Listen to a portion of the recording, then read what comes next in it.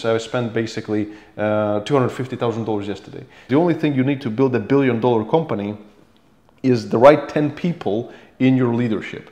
Any mistakes you did along the way? This was actually quite interesting. Carl is gonna love this part of the video. I have lost approximately $50 to $100 million. Hey guys, so in today's video, we are welcoming a new guest, a hedge fund manager, a crypto YouTuber, and a millionaire, or should I call you a billionaire? I'm actually not sure. Visualization, that's the power of visualization. For the purposes of it, let's say a billionaire. All right.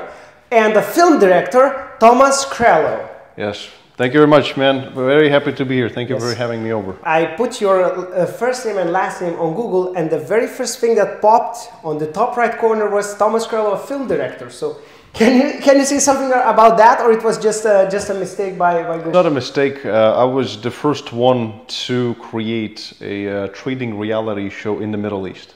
So we did a reality show about trading, about crypto, about Bitcoin. It was 5 randomly selected participants from all over the world, a girl from US, from Malta, from Brazil, from Slovenia, so a bunch of guys, and so it was really interesting.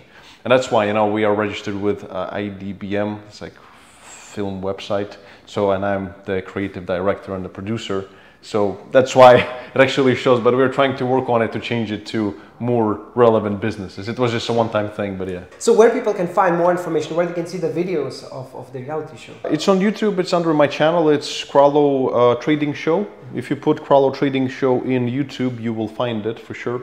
So all the episodes, it was 7 episodes, and also the trailer, but it's all on YouTube. Yeah. For season 2 we want to do Netflix, but we're currently in talks with Amazon Prime and Netflix and HBO and see if we can find support from them as well. But since it's crypto, it's a bit tough for now. What's the goal of the reality show? Quite frankly, it's since we have so many different products, for me it was just business. It was fun and business. So like everything in life, I try to do fun and business. So the reality show, I just wanted to do something special, something that nobody has ever done before. Like I've written a song, I'm going to be filming a clip as well, so I'm going to be rapping a little bit, just for fun of it, you know, and PR and marketing. Because you as a person, you have to promote yourself. If you don't promote yourself and you don't use the algorithms, social media, nobody's going to promote you. You're not going to just suddenly wake up famous. So that was one of my ways to be out there, to get out there. I compare you a little bit like with Andrew Tate. I'll tell you why. Because I'm bold. Not because of that. That might be reason number 2. But reason number 1 is that you popped into my Instagram feed maybe 3-4 months ago. And since then, every single week, I see some new reel from you, some new information, some new tsak money coming out of nowhere. Was it all planned? Or maybe you're doing this for a long time? Well, I've been working seriously on everything for about 10 years. So, and I would say that very quick exponential growth has started happening about 3 years ago. So the first 7 years I was just learning as to what's out there in the world. The first thing I learned about 8 to 9 years ago was trading. So when I became a good trader, and I was trading for quite a few years for myself, and I did okay. So, and then when I met Sofia, who's my wife now of many years, and she was a blogger back in Europe, and she said, Thomas, why don't you use all of this? Because she saw me that I was a very artistic individual, fun, outgoing, and she said, do social media. And then it just somehow one thing led to the other, and I was following all the biggest names out there, and I was seeing what they were doing. And I understood that a lot of the people out there on social media, they don't understand that what kind of power it brings, because the biggest asset, it's not just Bitcoin or gold or stocks, it's people. It's people in your company whom you hire, your employees, and also people, your community.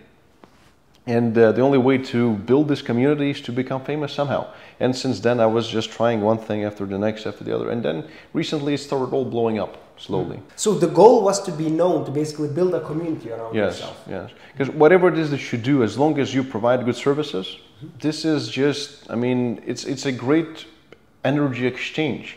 When you have a great product, you have a big community, and you provide value to that community, and they give you recognition in return plus a good amount of money, this is a good recipe to become quite successful.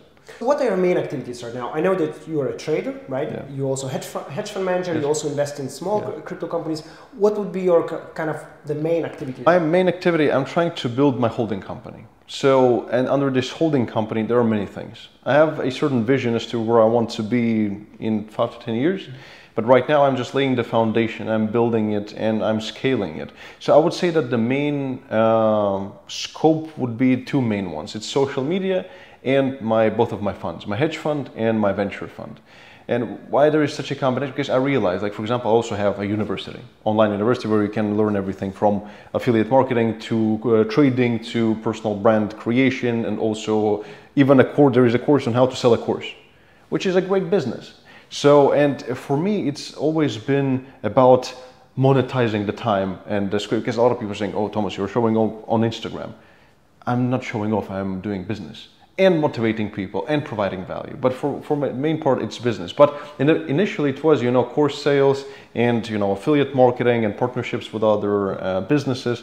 But now I realize, and this is a business you can make a few $1 million a year comfortably. But if you want to, let's say, make $100 million a year, you don't really do this through only affiliate marketing or through course sales. It's very difficult. You need to get into a different league. This different league, it's going from retail to institutional. So that's right now, I have enough power behind me in terms of people and people that know me and my reputation, pristine reputation, to build institutional business, which is both of my funds. So it's going from a multi-million-dollar business to a billion-dollar business. Because when you have a foot in the door in asset management and you show good results, this is where you become a billionaire. Mm-hmm. So that's just, I'm just in this transition right now. So the main focus is the funds. Now, talking about your reputation, right? I also believe that's extremely important to have a great reputation. Yes. And I kind of try to Google you and try to find, kind of reviews about you and so on. Almost all reviews, they were very positive about you. And I was thinking, how did you manage to really achieve that level? Well, for one, there still are some bad reviews. It's normal when some people, regardless of how good you are or how bad you are, there's going to be people who are happy and people who are legitimately upset. And some of the people who were really upset with me, I even can quite frankly say that I kind of maybe even agree with them in certain aspects, that they have a good point. It's just that the product wasn't for them. It's different, or whatever it is that we were doing. But in general, you're right that we have a predominant majority of very good feedback.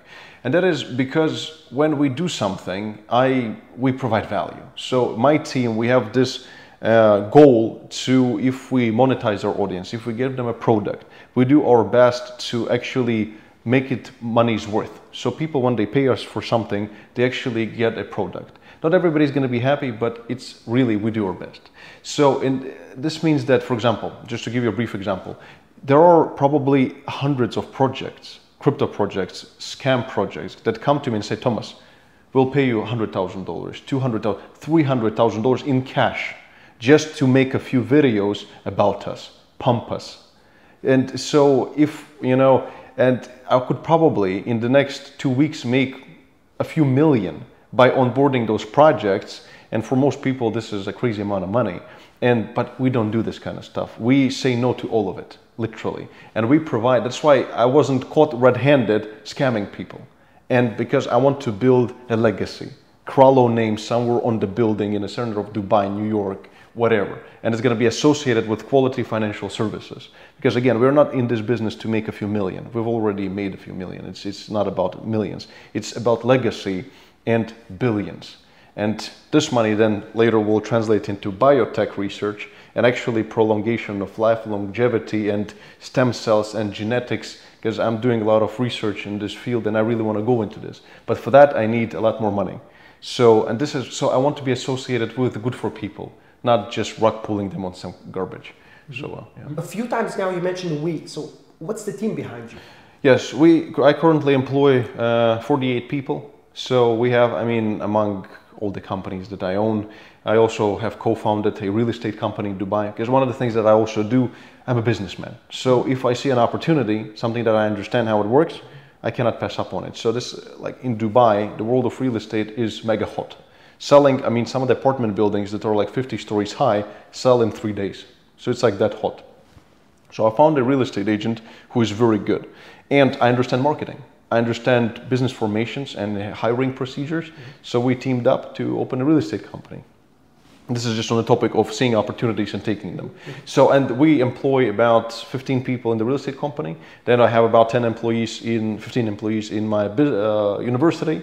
Then also in my funds and all the executive level of my company. So it's starting to grow quite exponentially. So we are about 50 people strong. And we're growing, and I think in the next bull market will be at least 200 to 300 people. So we're turning into a big holding company. And why I always say we is because, as I've mentioned, the biggest asset there is, it's people.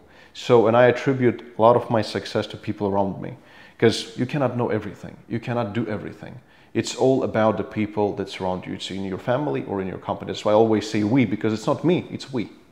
Yeah. What's the most profitable business? Let's say if somebody wants to be like you, right? Which businesses this person should start? You know, it's very tough, because it really depends on everybody's situation. If, let's say, you have absolutely zero money, it's one thing. I would say if you have no money at all, like literally nothing, then I would start with, we even have education on this, which is kralowaffiliates.com, where people for free, they can learn affiliate marketing. They can understand how they can utilize algorithms in social media, especially TikTok, and promote other businesses and generate an income. And then when you've already made a few $1,000s in this way, it's possible to make like a few $1,000s. I mean, if you apply yourself and follow all the rules. If you have made these few thousand, you can try going into trading. You can try going into investing into different cryptocurrencies. You can try doing airdrops in crypto space. Like we had the airdrop of Arbitrum. By just doing a few manipulations, you could have made a few thousand or $10,000. One of my friends made $30,000 in this Arbitrum airdrop. So there are ways that you just have to be open-minded, and you need to consume as much information as possible, but the precise things that you can do depend on your financial standing, because it's not a secret. You can only make money if you have money. Besides this, it's hard, but affiliate marketing is one of the things you can start with. Your Instagram account is, let's say, the most popular between all the social media. Why Instagram? Why you focus on the social media? We actually post, because we're doing, on YouTube, I'm just doing daily traditional videos plus some vlogs when I have time. But Instagram, YouTube Shorts, and TikTok, those are vertical videos that I do. And I post them in all three platforms. But for some reason, I thought that those are more for TikTok.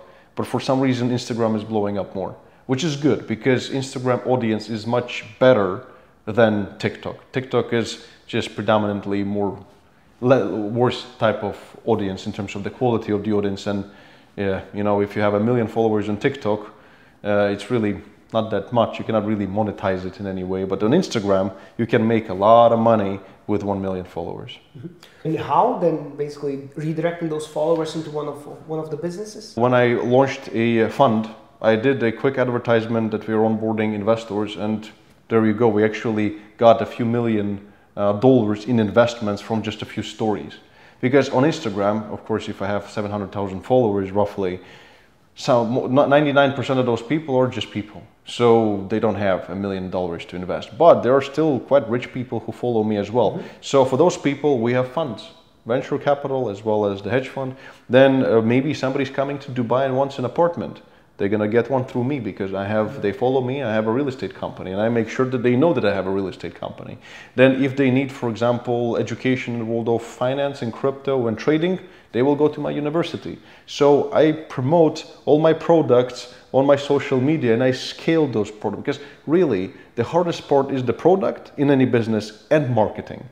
From my side, my team takes care of the product, plus I help them, I bring the vision, and the marketing, I have it. I don't even need to pay for it. I mean, certainly we're doing paid promotions as well, but it's a lot easier to get something off the ground. Mm-hmm.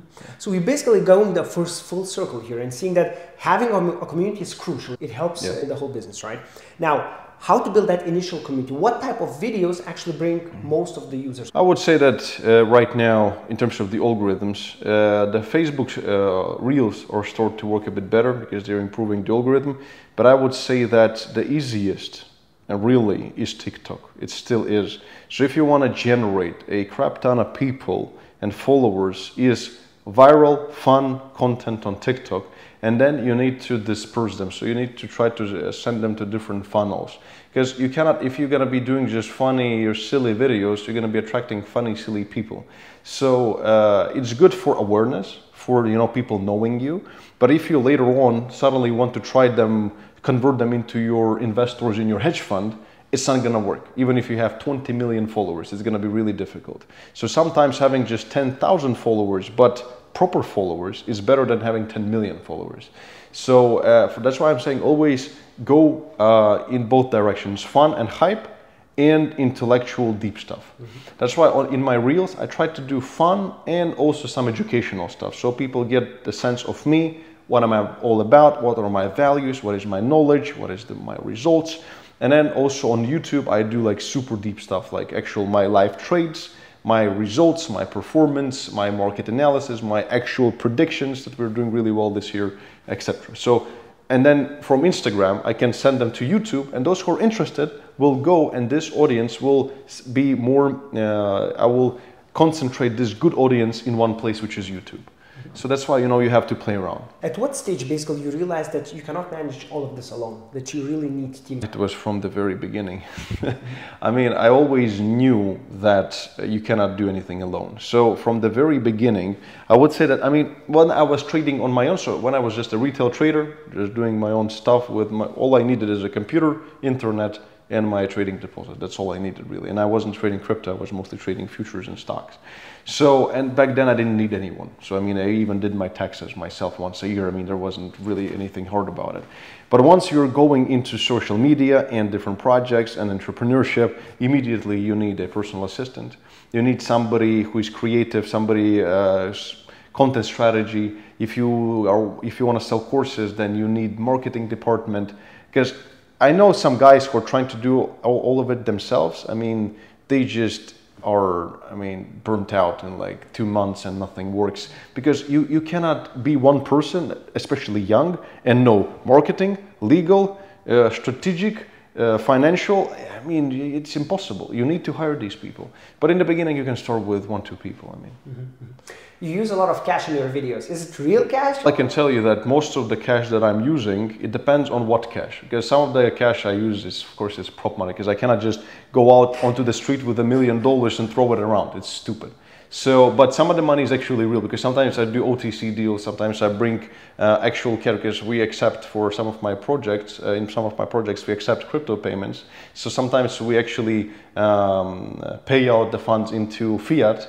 Depending on what I need. So sometimes I have a lot of physical cash, and then I do content with real cash as well. So, but it depends really on some content. But the reason why we do it really is very simple, because what is the most attractive thing in life? And people will call me cynical, but it's money. Everybody loves money. Everybody loves dollars. It's the biggest symbol of freedom and desire. So that's why when I'm doing content with dollars, whatever it is that I'm doing, when the dollar is there, it always gets more engagement because it's money. You're also a stock trader, as you said. You are trading stocks and futures. How is stock market different from the crypto market besides the volatility? How trading is different in those two markets? It's very different. It's a lot. I think that in stocks you can analyze the fundamentals of a certain company. With crypto, it's not that clear. Especially in because it's a completely different concept. But from the other hand, it's crypto, in my opinion, is easier to predict because of the market cycles. But if we're talking about, this is about long-term investing, but if we're talking about short-term trading, then I would say that it's very similar. To be honest, I wouldn't see that much difference. The reason why I flipped to crypto is because people are more interested in it. It's more hypey, it's cool, and it's more volatile, and it's kind of is a better trading experience just for me. Everybody's different, but I just enjoy it more, and there is more money in it, like to be made from other stuff. So you are now married. How do you find the right person to marry? Oh man, this is probably the hard, because really having the right because as I said, having the right people is everything, and the closest to you are the most important, because you cannot come home as a person who works 15 hours a day and then just come back home to your brain being drilled for some nonsense. So your wife or your husband, whatever, your second half is imperative. It's you have to have the right person. So for me, I wasn't even looking. I just somehow attracted to my wife, to Sophia. We've met 6 years ago, back in a day when I had okay money back then, but I wasn't as rich as I am today, and inshallah as rich as I'm gonna get in, I don't know, 10 years from today. But back then we were just simple people, and we kind of attracted to each other, and I was, at that time, I was already losing faith that I'm gonna actually find true love, because I might not seem like a guy, but I actually believe in the family values, etc. We were planning to have a child as well, and etc. But how to find one? You know, the only suggestion I cannot tell you how to find one, but what I can tell you is that you need to cut the toxic relationship off immediately. Because I've spent far too much time and money and effort on relationships that just didn't work, obviously. Just, I mean, and people, it's just like guys, they think with their other part, they don't think with the brain. So for any guys out there, when you feel that the girl is just out there to get you and it's just all because of money or she's just crazy, just cut it short, like call her today and say goodbye. So that when you have room, something good will come. When you're occupied, nothing will come. So this is the only advice I can give. So that make sure that you don't hang out with the wrong people. You're wearing white. Is it part of your brand? I enjoy it. It kind of associates with wealth, in my opinion. I just like it personally. And you're right, yes, I do try to associate. It's also marketing. That when people see me, they are used to that I'm usually in white or all black, or, you know, so it's like graphic design, so to speak. And people just, because it's a brand. You know, like I had 2 golden cars before at the Rolls-Royce and the G, the chrome gold, and people started to know me in Dubai just because they're like, oh, you're that golden Rolls-Royce guy. So it's all just brand as well, yeah. Mm-hmm. Any mistakes you did along the way that you wish you could change them? Yes, I've lost, I can tell you, approximately $50 to $100 million by not doing a thing that my chief of marketing has told me to do. And it was about 3 years ago. This was actually quite interesting. Carl is gonna love this part of the video. So, but yeah, it's a long story, but my marketing guys, they reached out to me. I remember this date's about 3 years ago, and they said that, listen, you have to partner up with exchanges earlier, and you have to do more YouTubing, you should be out more. And I was focusing on my product, I was focusing on the technical, I was too focused on what I thought were the right things. But because of it, and they knew better, but I didn't trust the experts I've hired. So that was the biggest mistakes. If you've hired someone, number one, you need to learn how to hire people. Like, for example, I use a very rigorous method of hiring people. Like, I mean, it's many interviews, it's very tough, it's a very complex procedure. But once you've hired somebody, you have to trust them. You cannot just say and shrug it off. So if you've hired them, you have to trust them. And I didn't trust them once. And it cost me, I mean, I didn't lose 50 to 100 million, but I didn't make 50 to 100 million, at least, because I didn't listen. So tell me a little bit about your hiring process, like how difficult it is, yeah. What kind of questions do you ask? Oh, many questions. See, what we want, it's like when for example, at the interview, I don't even look at the CV. The CV is looked at by my CEO in the company, because I'm actually in the role of a founder now. So I have a CEO and CFO and CMO and all these blah blah. And normally when we are hiring somebody, they would look at the credentials, at CV, and just yes or no, just this basic mathematical one. But we look in the CV, we look at for how long the person has been working in a company for, because if the person has been changing companies too often, it's like, definitely we won't even speak with that person, because there is no consistency. So, and we look at the different technical metrics, but most importantly, once they go through this checkup and they actually meet with me, because I hire everybody personally. I don't trust anyone unless it's some lineal personnel, just a manager. This is different. But if it's somebody who has to be creative, somebody who is from asset management, or somebody who has a real, you know, authority and responsibility, then I have to see these people for myself. And there are questions. I'm always looking for breakthrough precedent.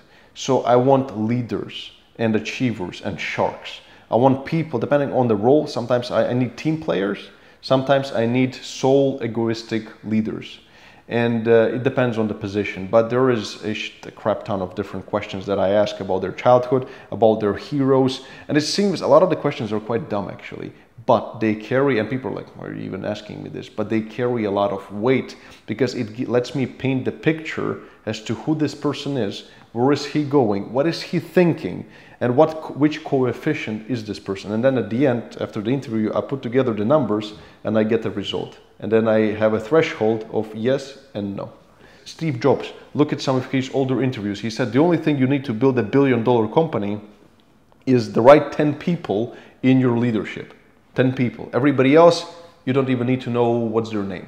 You just need 10 people. Give them a vision and they will find a way when those are the right 10 people. This is a recipe for $1 billion company, nothing else. You know, there are people who just, if he works from 9 to 5, he's like, oh, it's 5 p.m., don't even call me. And then there are people who are gonna stay there till 12 because they want recognition, they want success, and maybe someday they want to be you. You know, and this would be what I classify as a leader, you know, the person who is pushing. How did you meet other guys like Davinci, like Carl the Moon? It was all just by coincidence. The bigger I was becoming on social media, the more I was recognized by also other big influencers. And the first time when I met Davinci, he actually sent me a message himself. He was like, yo, dude, cool content, let's make something together. And then since I met with Davinci, then I met with Carl, and then I met with everybody else. And then since I've met with everybody else, I've, you know, been known. So it's just, it is all you need in life is one door to open. Once one door is open and you're not dumb and you're not lazy or scared, and you walk through that one door, you will see 3 more. All you have to do is push on and 3 more will open. And then once 3 open, 9, and it's exponential. It keeps opening. All you have to be is cool, chill, nice, and you will grow fast. Yeah. How do you find the right friends? Right friends. I don't really have many friends. It's, you know, we all, like even in childhood, earlier, I had a lot of friends, like everybody else. But once you start to deviate away, like move away from them financially or intellectually, you start to disconnect. And it's not just because, you know, somebody hates somebody. It's not about hate. It's just about the disconnect. So finding friends especially when you are, you know, working 14 hours a day can be very challenging. But I would say I still have 3, 4 really amazing friends. And then I would say another 5 to 10 people that are very good, like second level friends, whatever you call it. So people I trust and I feel good hanging out with. But most importantly, there is only simple criteria as to how I select people I hang out with. When I hang out with somebody who is only leeching energy off of me, so like there are people who always want to meet, ask me a bunch of questions, and I only give, and I don't get anything in return. I'm sorry, but it's just life is too short for me to just be coaching everybody for free. You know, I'm not a free coach for everyone. So I want to be with people whom we can use each other to climb together. Because us at these levels, it's life is business and business is life and it's lifestyle. You know, people say, when do you go on a vacation?